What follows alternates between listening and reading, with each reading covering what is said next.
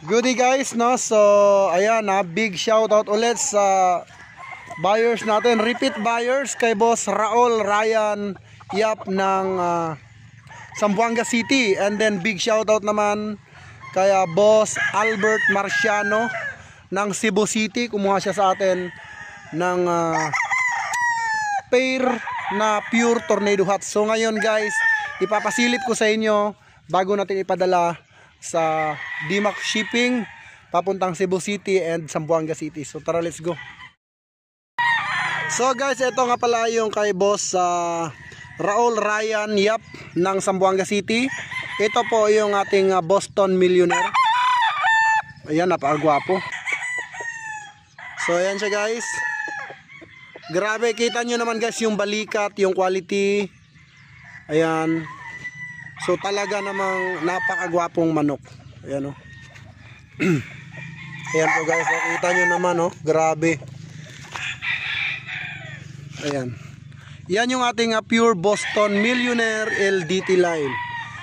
Napakagwapo. Uy, ayan.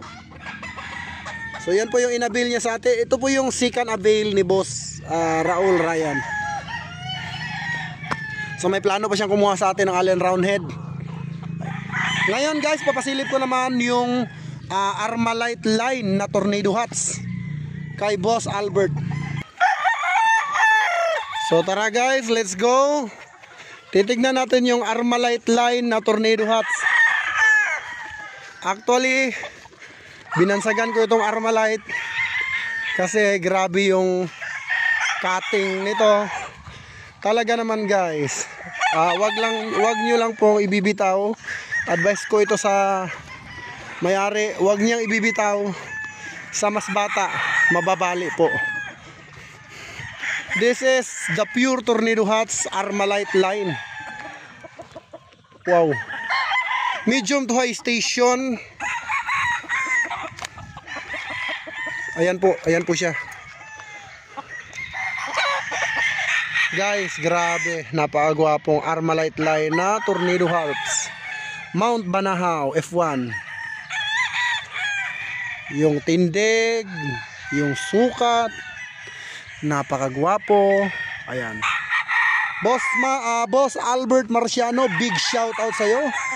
Naway maparami mo ito. So yung pulit guys, hindi na natin ipapasilip kasi huhulihin ko pa sa ranging. Ayan po yung kanyang inavail na pure tornado hats. And sa mga gusto mag-avail guys, kindly PM lang sa ating FB account. Okay? Maraming salamat mga boss. God bless you all. Mabuhay ang bayang sa Bungero.